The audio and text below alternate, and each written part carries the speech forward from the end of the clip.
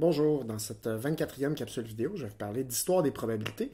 Donc on a travaillé beaucoup sur l'arithmétique, maintenant on va passer à parler un petit peu de probabilité dans les prochaines capsules. Donc l'histoire des probabilités et les approches probabilistes.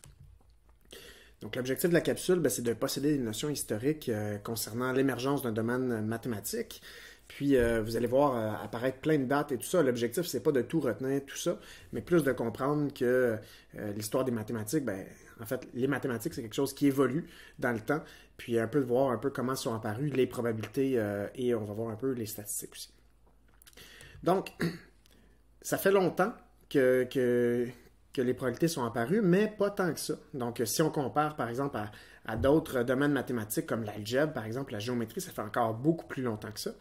Donc, si on va aux origines, les probabilités apparaissent en lien avec les jeux de hasard qui existaient à l'Égypte antique dès le 32e siècle avant Jésus-Christ. Donc, on voit là, qu'avec des ossements, par exemple, d'animaux, on peut faire des dés ou des genres de pièces de monnaie. Mais c'est plutôt des notions mathématiques récentes par rapport à d'autres domaines mathématiques, là, comme je disais, l'algèbre ou la géométrie. Donc, il y a Jérôme Cardan, ou son nom original, l'italien Gerolamo Cardano, qui avait une dépendance au jeu, puis il a rédigé le livre du jeu de hasard. Puis d'ailleurs, ce qui est particulier, c'est que dans ce livre-là, qui a un peu mis les bases pour les probabilités, il a même publié... ce livre-là, en fait, a été publié après sa mort. Puis dans ce livre-là, ce qu'on retrouve, c'est qu'il avait même prédit le jour de sa mort. Ce qui a un petit peu soulevé des questions de est-ce qu'il s'était suicidé, dans le fond, pour réaliser la prédiction qu'il avait faite de prévoir l'année de sa mort. Donc, c'est comme ça que ça a commencé, en fait, par des jeux de hasard, puis par ce livre-là qui a été important, en fait, de Jérôme Cardan. Mais on retrouve en fait justement ce genre de petites capsules historiques. Là, on peut les retrouver dans des chroniques, dans les manuels scolaires. Donc ici, on a un exemple d'un manuel qui provient du début du secondaire, en fait, qui explique justement un peu l'histoire de Jérôme Cardan que je viens de vous dire, puis qui lançait des dés, puis qui s'interrogeait sur quand je lance 3 dés, est-ce qu'on obtient plus souvent une somme de 10 ou une somme de 9? Donc, il se posait ce genre de questions-là en lien avec les jeux de hasard. Mais un des tout premiers problèmes de probabilité, en fait, l'origine officielle des probabilités, ça remonterait à l'an 1654. Mais comme je disais, il y a eu des réflexions probabilistes bien avant ce temps. Donc le premier problème qui a été reconnu, là, il s'appelle le pari du chevalier de Méré. Donc le chevalier de Méré, il s'appelait Antoine Gombault, en fait. C'était un mathématicien, philosophe et plein d'autres choses. Dans ce temps-là, il était spécialiste de beaucoup de domaines. Puis ce problème-là prend place dans une situation de jeu de dés. Donc, il y avait un dé en disant, on lance 4 fois un dé régulier. Et là, pour ces 4 lancers-là, est-ce que c'est plus probable d'obtenir au moins un 6 ou de ne pas en obtenir de 6 sur ces 4 lancers-là? Donc, je vous pose la question, qu'est-ce qui est le plus probable après avoir lancé 4 fois un dé régulier? Est-ce que c'est obtenir au moins un 6 ou ne pas en obtenir? Ensuite, un deuxième problème aussi qui fait partie du pari du chevalier de Méré, c'est l'idée qu'on lance 24 fois une paire de dés réguliers. Est-ce que c'est plus probable, en lançant 24 fois cette paire de dés réguliers-là, d'obtenir une fois la paire de 6 ou de ne pas en obtenir sur les 24 lancés la paire de 6? Même chose, je vous demande, selon votre prédiction, qu'est-ce qui est le plus probable après avoir lancé 24 fois une paire de dés réguliers? Est-ce que c'est obtenir au moins une paire de 6 ou ne pas obtenir une paire de 6? Donc, le chevalier de Méré s'était posé ces mêmes questions-là. Puis, pour arriver à y répondre, en fait, il s'est basé sur une certaine intuition qu'il avait, puis qu'il a basé sur beaucoup d'essais. Il jouait beaucoup au dé, puis sur des essais qu'il a répétés plusieurs fois pour voir qu'est-ce qui arrive le plus souvent.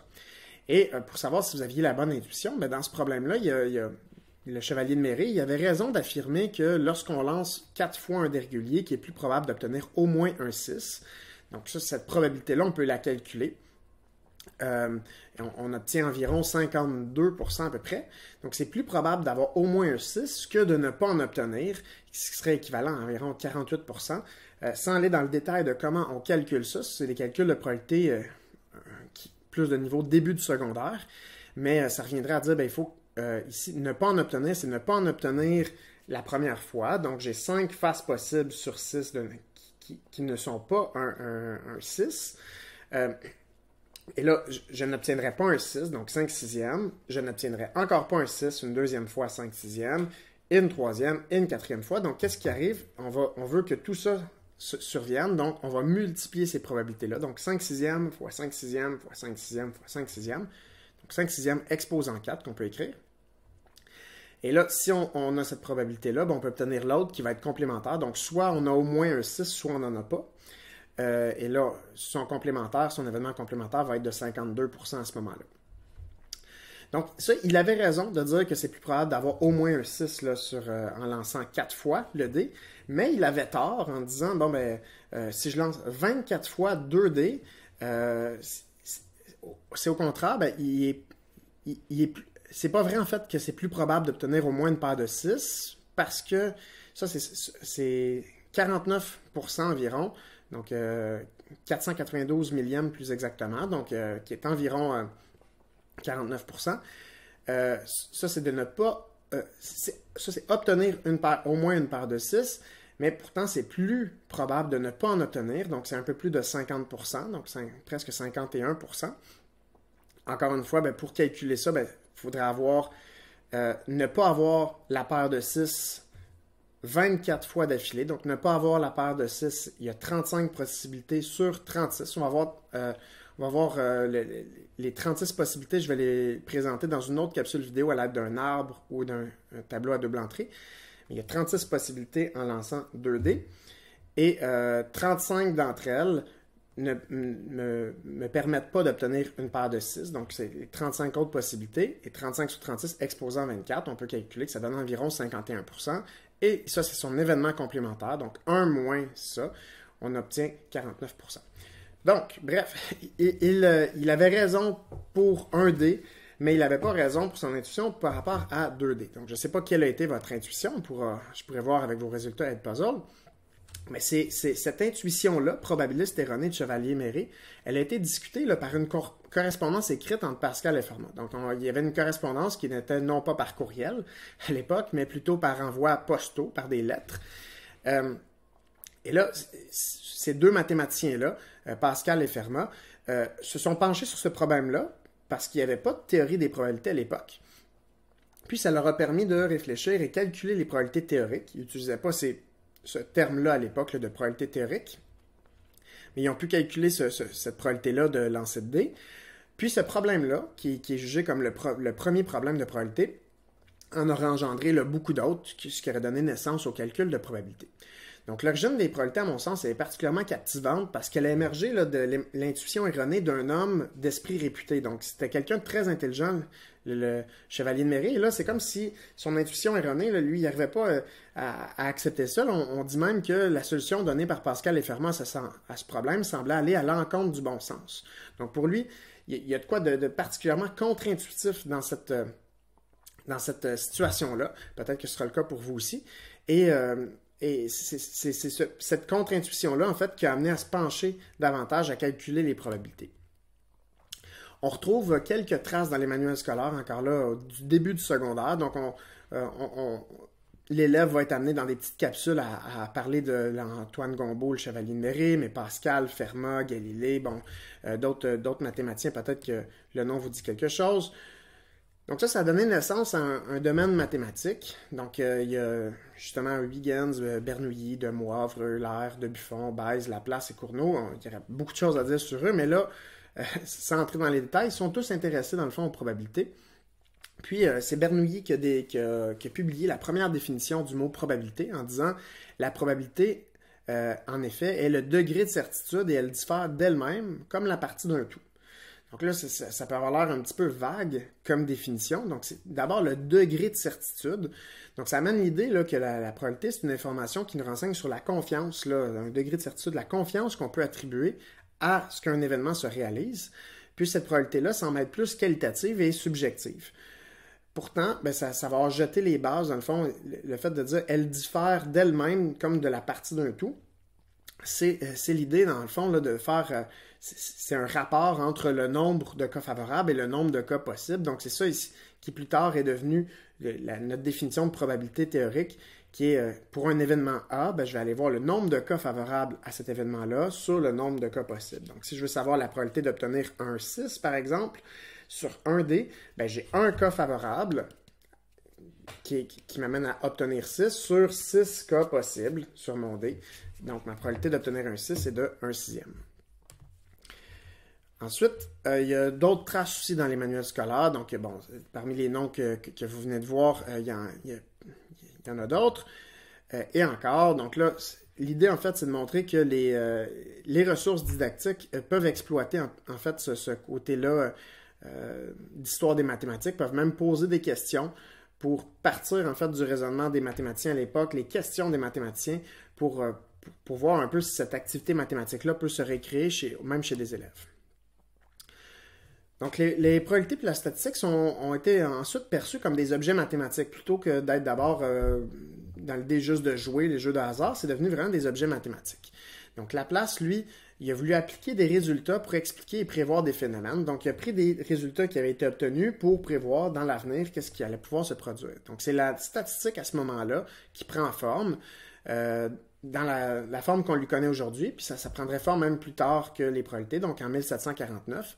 Et qu'est-ce que ça désigne, en fait, ce terme-là de statistique? Ben, c'est le traitement puis l'interprétation de données. Donc, Laplace va présenter aussi la signification qu'il donne au hasard et à la probabilité. Il va dire, en fait, si je résume, que le mot hasard, en fait, c'est l'expression de notre ignorance. Donc, ce qui est le hasard, c'est quelque chose qu'on n'a pas réussi, en fait, à bien comprendre, c'est la part d'ignorance. Puis la probabilité, à ce moment-là, va être relative en partie à cette ignorance, puis en partie à nos connaissances. Donc, en lien avec ce qu'on connaît, puis ce qu'on ignore encore. Puis il va dire la recherche de la probabilité est très importante pour plusieurs domaines en sciences, là, physique, astronomie, et pour toutes les sciences naturelles. Donc, à ce moment-là, le statut de probabilité prend un sens un peu plus objectif, puis s'établit comme concept mathématique. Donc, le hasard, c'est un peu l'inconnu, alors qu'avant, le hasard, c'était comme un degré de croyance, tout ça. Donc, c'est comme ça devient un petit peu plus officiel, plus objectif. Vers une définition connue, donc il y a Cournot qui va dire que la probabilité, en fait, c'est le rapport entre le nombre de chances favorables à un événement puis le nombre total de chances. Donc, ce qui revient, dans le fond, à la définition que j'avais mis tout à l'heure en petite bulle. Par contre, bon, c'est un nombre exprimé par une fraction des cas possibles. Donc, mais c'est une croyance qui est inévitablement basée sur les mathématiques en considérant toutes les chances possibles. Ce qui est particulier peut-être dans cette définition-là, c'est l'utilisation du mot chance. Comme on va dire, par exemple, 4 chances sur 6 ou 2 chances sur 5, etc. Moi, je préfère de loin utiliser le terme nombre de possibilités. Pourquoi? Parce que parler de chance, par exemple, dire j'ai 4 chances sur 6 que ça se produise, ça fait référence à la chance, le fait d'être chanceux. Alors que ce sont des choses complètement différentes, des chances mathématiques ou un certain nombre de possibilités dans le domaine mathématique par rapport à la chance, le fait de penser être chanceux dans un jeu, par exemple. Donc, pour éviter que la croyance que le calcul des probabilités soit lié à la chance, le fait d'être chanceux, moi, je préfère vraiment le terme nombre de possibilités. En ce qui concerne les approches probabilistes, elles sont apparues dans le fond au fur et à mesure dans l'histoire. Donc, il y a 3 approches probabilistes qui sont reconnues là, en didactique des probabilités. Donc, il y a l'approche théorique qui serait basée sur les calculs, donc avec le rapport entre le nombre de cas favorables et le nombre de cas possibles. Puis, il y aurait aussi l'approche théorique dans le sens de vocabulaire. Donc, si on veut dire qu'un événement est possible ou impossible ou certain ou tout ça. Donc, il y a d'autres vocabulaires aussi. Donc, ça découle de l'approche théorique. L'approche fréquentielle, elle n'est pas basée sur une théorie, elle est basée sur l'expérimentation. Donc, réaliser des essais. Donc, si je sais que ma probabilité d'obtenir un 3, c'est un sixième, bien, par l'approche fréquentielle, ce que je peux faire, c'est au niveau théorique, je devrais obtenir une fois sur 6, mais je pourrais lancer mon dé plusieurs fois et venir noter les résultats et venir comparer, en fait, ce que j'obtiens avec mes expérimentations par rapport à ce que je devrais obtenir en théorie. Puis l'approche subjective, elle est basée sur l'estimation personnelle. Donc, dans certains cas, on pourrait dire, bon, quelle est la probabilité qu'il pleuve demain? Et là, on pourrait dire, bon, ben, basé sur l'information que j'ai, basé sur, bon, tout ça, on pourrait se baser sur une estimation personnelle et arriver avec une probabilité. Donc, 3 approches possible. Puis là, ce qui est important, c'est pas de demeurer dans une seule approche, mais de les articuler, ces approches-là. Donc, une façon de faire, ça serait de commencer par l'approche subjective, par une prédiction. Puis ensuite, on préfère l'approche fréquentielle en réalisant des essais. Donc, on commence par une prédiction de qu'est-ce qui devrait se produire. On va aller réaliser des essais pour voir qu'est-ce qui se produit en réalité. On va noter et compiler ces essais-là. On peut revenir sur la prédiction. Donc, je pensais que j'avais ça comme prédiction. Est-ce que c'est bien ce que j'obtiens? Puis après ça, il faut aller vers l'approche théorique par un raisonnement mathématique qui va considérer tous les cas favorables, les cas possibles, puis on fait le rapport entre les deux. Puis on peut ensuite faire un retour sur la prédiction et les fréquences qu'on a observées dans l'approche fréquentielle. Donc, ça permet de faire le lien entre les trois approches puis de les articuler. Puis ça, l'approche fréquentielle en tant que telle, on peut commencer très tôt dans cette approche-là avec les élèves. Comme vous avez pu le voir là, dans le texte de Caron 2001, là, dès le premier cycle du primaire, on peut aborder des situations avec 2D, puis noter les essais, puis amener les élèves dans l'approche fréquentielle. Donc, vers l'infini plus loin encore, parce que, même si c'est quand même relativement récent, ces domaines-là de probabilité statistique, ça continue en fait de se développer à ce jour. Donc, on pourrait dire même que ce sont des domaines qui sont en plein essor, puis qui ont permis de créer des nouveaux métiers. Par exemple, actuaires, c'est des métiers qui n'existaient pas il y a 100 ans, par exemple, mais qui sont relativement nouveaux. Et les probabilités statistiques sont souvent reliées, mais souvent ça va venir ensemble, on va dire domaine des probabilités statistiques. Ce sont deux domaines différents, mais qui sont reliés avec des perspectives différentes. Donc, si on se situe dans le présent, qu'est-ce qu'on peut faire? On peut regarder les résultats du passé puis inférer vers le futur. Donc, quand on est dans une tendance de regarder les résultats du passé, on va aller interpréter, analyser, comprendre des résultats que j'ai obtenus dans le passé. Donc, des résultats de D, par exemple, que j'aurais déjà obtenus, je vais observer, interpréter, analyser, comprendre. Puis, ça me permet d'inférer pour le futur qu'est-ce que je devrais obtenir normalement. Donc, ce jeu-là entre les perspectives de ce que j'ai obtenu dans le passé, qui est plus dans une perspective de statistique, et ce que je devrais obtenir pour le futur, qui est dans une perspective de probabilité, ce jeu-là est assez intéressant. Puis l'approche fréquentielle dans les probabilités permet de faire ce lien-là entre les deux, parce que l'approche fréquentielle amène à réaliser des essais puis à essayer d'inférer pour la suite. Donc, et le but central, en fait, ça serait de prendre des décisions à ce moment-là pour prendre de meilleures décisions, en fait, s'appuyer sur les statistiques et les probabilités pour prendre de meilleures décisions. Donc, je vous invite maintenant à prendre en note ce que vous retenez de cette capsule vidéo. Alors, ce que j'ai pu faire avec vous, dans le fond, c'est de prendre en compte l'évolution progressive. Donc, c'est pas fait en une leçon d'une heure. Ça prend beaucoup de temps au concept à évoluer. Donc, l'évolution des concepts de hasard, des probabilités et un peu aussi de la statistique.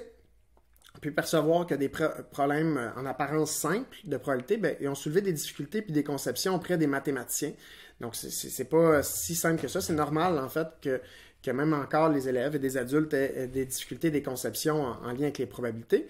On y reviendra aussi dans d'autres vidéos. Puis, j'ai pu distinguer les trois approches probabilistes, l'approche théorique, fréquentielle et subjective, puis la pertinence de les articuler dans l'apprentissage, et distinguer les perspectives des probabilités pour inférer le futur versus les statistiques de s'appuyer sur le passé. J'espère que ça vous aura plu. On pourra aussi mettre en application un peu tout ça dans les prochaines capsules vidéo. Merci.